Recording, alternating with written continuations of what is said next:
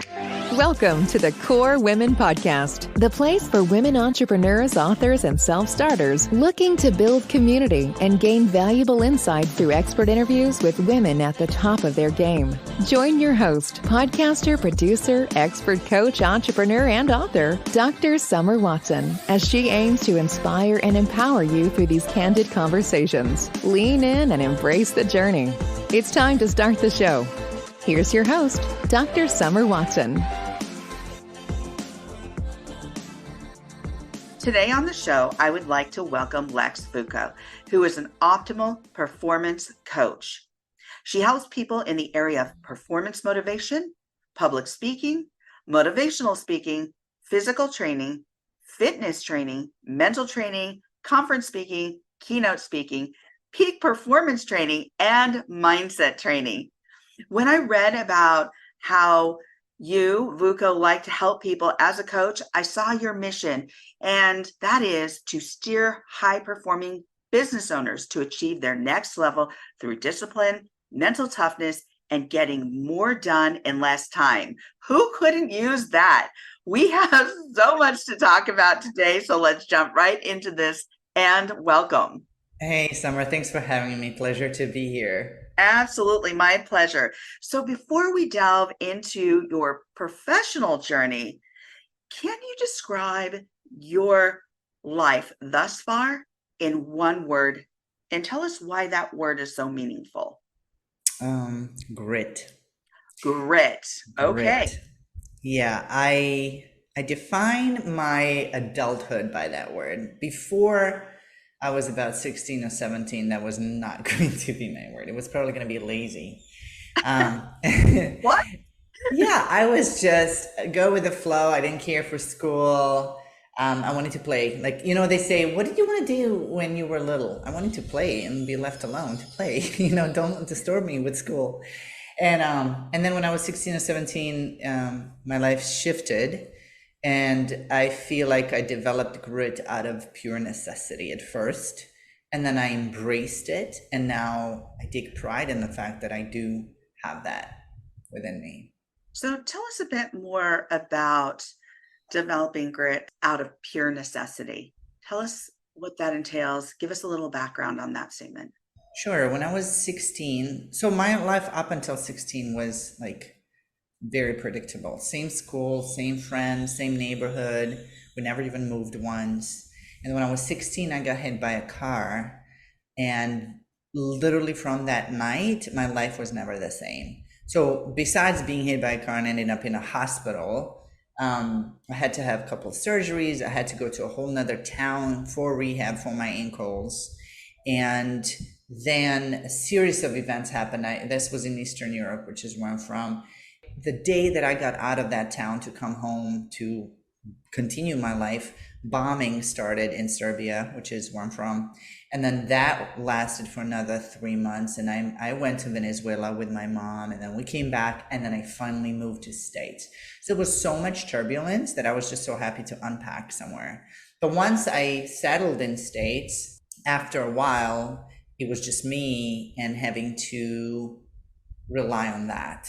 And so it was like, well, you're either going to get disciplined and get things done, or you're going to get out on the street. Like, there was no other option. So I feel like so much turbulence calmed down. And when the dust settled, I rose like a phoenix. I had to recreate my whole self because my life was completely 180 different than everything I knew up until that point. Wow. It's amazing that you had that insight and that you shifted your journey and were able to curate it in a way that you envisioned it. I don't think I realized it at the time. That really portrayed a lot as anger, and I stepped really into masculine energy at the time because it was survival. And so, but in my curiosity to better myself and to find answers to questions that I had about life, and always that feeling like there's got to be more to life than this, the growth happened and the change happened. And then somewhere in 30s, I think, was really when I dove into self-improvement work to really look back and see how it all happened and learn from what worked and let go what didn't work. Yeah. Well, thank you for telling us about more of that evolution. And let's jump into where you are today and some of the factors that led you to coaching and create a journey that you are passionate about. Yeah, absolutely.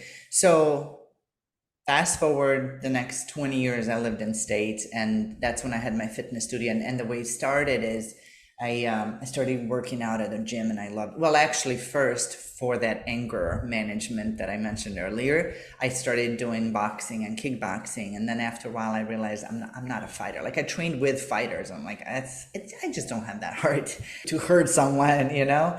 And then I moved to the gym, and I loved what it did for me mentally and physically, and with that emotionally too. And I was like, I have to share this with the whole world. Everybody needs to know how great this is.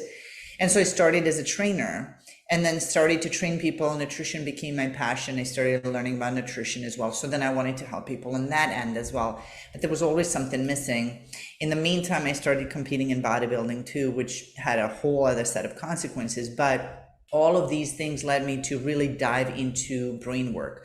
How does the brain work? Why do we not make a change? Why do we sometimes make a change? Why is it that it takes a long time to make a change? Like I wanted answers for them. So started looking things up, learning, and really diving into the brain power, the mindset. And that's when after about 8 years of running my studio, I got burnt out. I was in health, but I was burnt out because I was taking on so much and doing so much stuff instead of delegating. So then after I sold my business, I took a couple of years off. I actually moved back to where I'm from, Eastern Europe, to have a reverse culture shock, because once you leave and you come back, you only realize how much you've changed. And it's been 20 years. So after I got back, I took a couple of years off. I had my son, which of course shifts my whole perspective on life as well. But then another series of events that happened also led me to realize how mentally strong I can be at times, and also realize for others that, you know, one of those things, you don't know how strong you are till you have to be strong, right? And so when I moved back to Eastern Europe, I had a reverse culture shock, which is like moving to a whole nother country you don't know anything about. But I think it's even worse because I moved to a country that I thought I knew. I thought I knew people. I thought I knew everything, but I didn't realize how much I've changed in the process. It really mentally affected me. At the same time, I got pregnant. I had my son. Right after he was born, they said there's some issue with his blood. We have to send you to Children's Hospital. And my dad was starting to show signs of dementia at the same time, and that's who I was staying with. And on top of that, I discovered that my husband at the time had an addiction to painkillers. So I don't have a mom. She died years ago. So I had no support system. I had me. I had this newborn baby. Luckily, knock on wood, we got to Children's Hospital, and the doctor was like, we actually ran the test and everything's fine. And I still attribute that to all the meditation and visualization that I did when he was at the hospital. Like I prayed, and I'm not very religious, but I prayed in the sense of like higher power, the energy, and all those things. And then when we got to Children's Hospital, I stepped into a level of gratitude I can't explain. I'm not huge on gratitude because it actually had a reverse effect on me. But when I was at the hospital, it was something that was beyond my control. I had no control over, what's going to happen with my kid, with me. But I was surrounded with really unwell children. And there was this almost guilt that wanted to creep in, but I didn't allow it. I sent that to gratitude. So I think that was my first step to starting to breathe again, especially when the doctor said, I think everything's fine, but just stay for a couple more days over the weekend and we'll see. And so mind you, even when I got out, I didn't have a support system. So I had my mother-in-law who did the best she could to be there for me as well. But I realized that I have me, and now I have another little life that I'm responsible for. And what I did from there is, again, rise as a phoenix. I feel like it's like a resurrection for me, which led me into who I am today, because I started applying things, which I guess it's in the category of self-care, even though that's not a quite the word that I'm looking for, but I started really paying attention to my sleep and getting as much sleep as I could. I had a newborn, but I started getting up early. I started meditating. I started doing yoga. I started running again. I started doing things that were challenging, and I started taking courses. So as sleep deprived as I was, I started taking courses because I knew that's going to push me forward and connect me with the people that are in a different mind space. And things started shifting one thing at a time. My husband took care of his addiction. He's ever since then, he changed his own personality. He's not even, that personality anymore. And my kid was fine. And then, my dad obviously has dementia. There's nothing great about that, but we had to take care of him, and then we ended up placing him in a really great nursing home that took care of him until he died.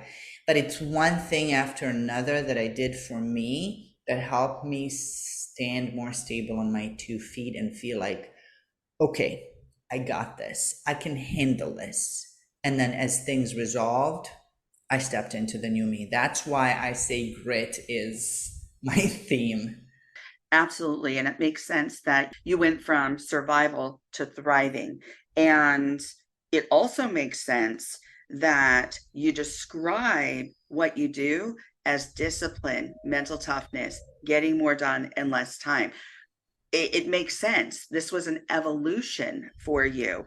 And so we saw this in your story. And now you're able to both model that and share that with your clients. So let's talk about your program, the Vucko Method. Tell us more about this program.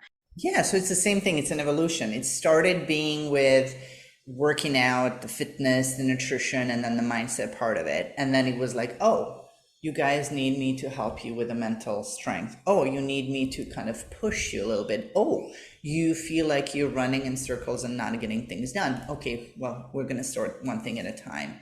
And it became this program that I'm very, very proud of. It's like, I'm sure it's going to evolve like 1,000 more times, but so far I feel like it's my masterpiece because it helps people finally connect the dots. Business owners, we think differently than other people, and we tend to take higher risks, and we tend to oftentimes be misunderstood by our families and close ones.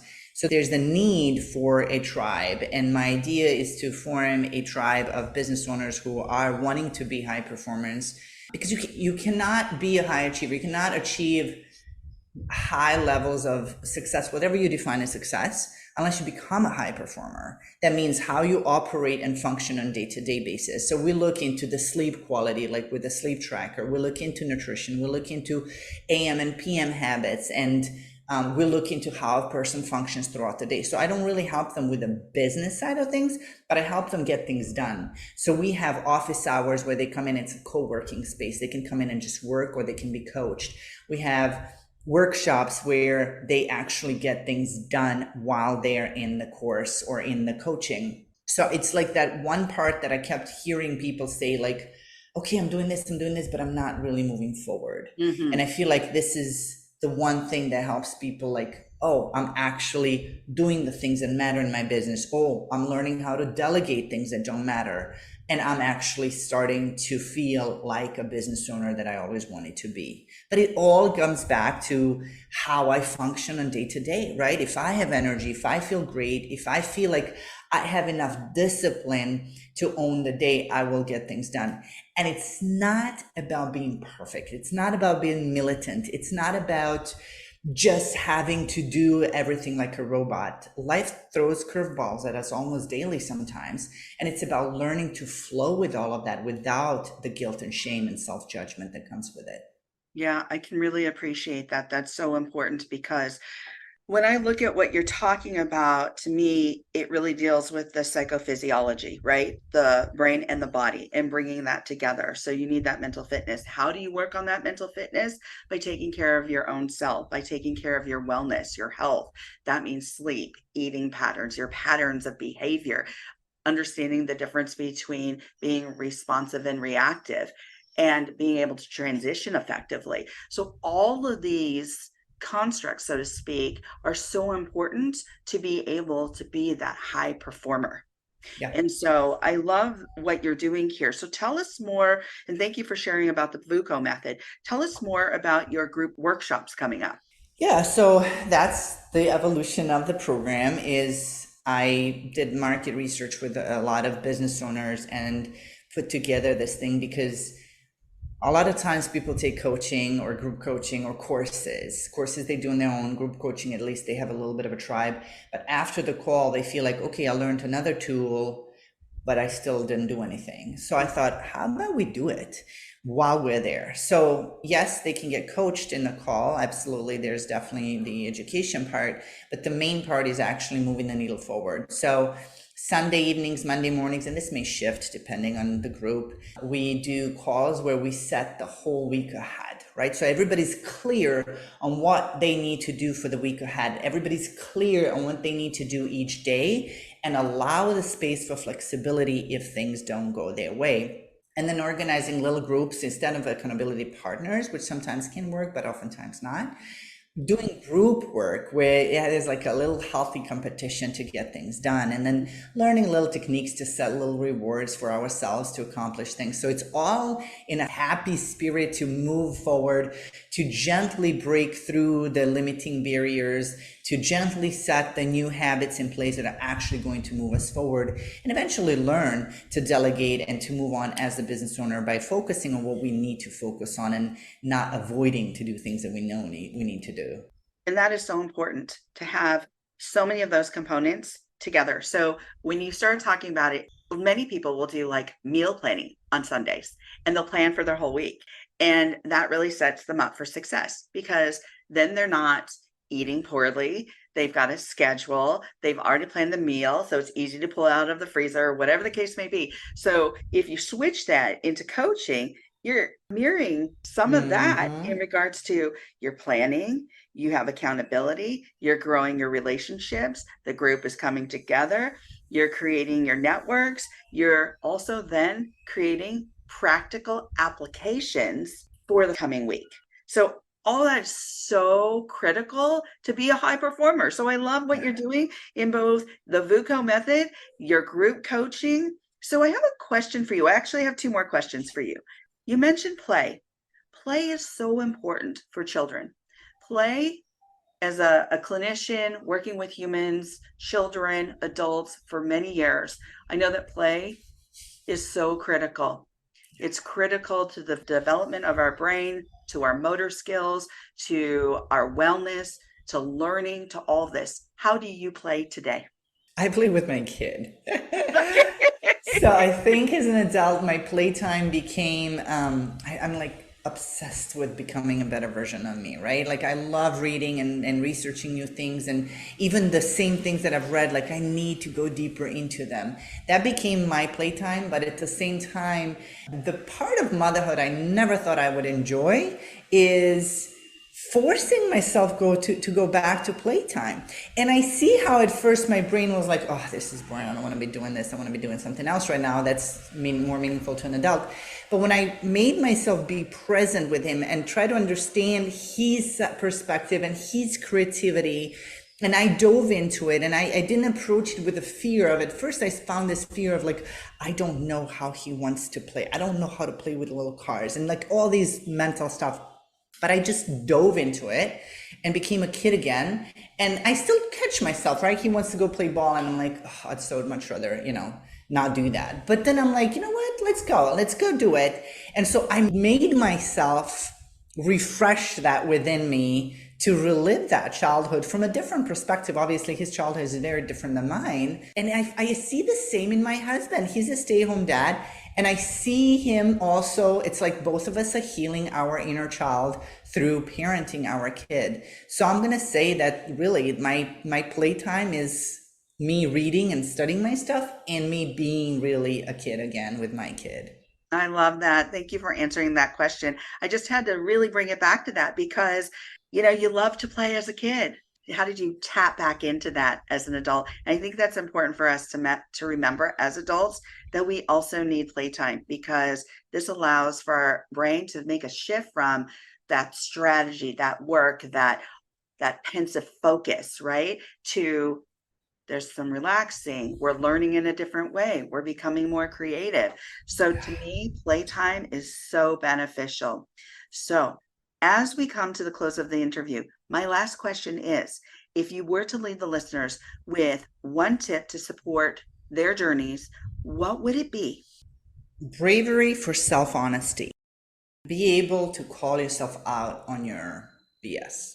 I think a lot of us just want to believe, we're good people, we're doing the good stuff, we want to change the world, we want to do all these things, and that's great. I'm not denying that that's what it is.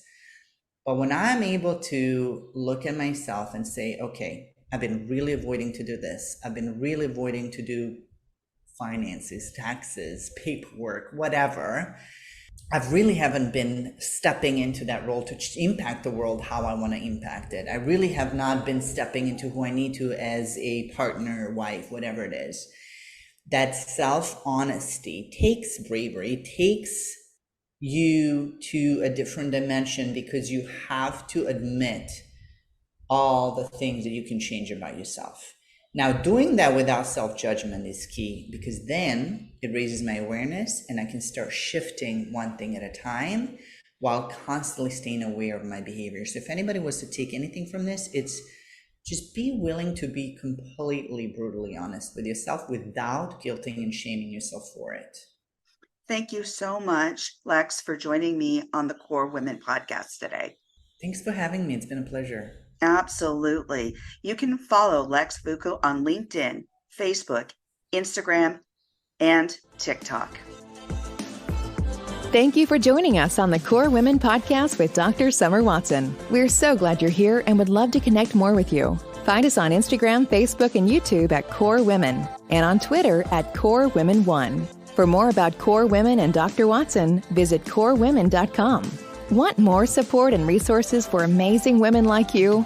Great! Join Dr. Watson and Jen Fontanilla at the Life, Love, and Money Collective, a Core Women production that aids in understanding the key traits that might be getting in the way of living a life that you are absolutely passionate about. Connect with Summer and Jen and find out more at thelifeloveandmoney.com.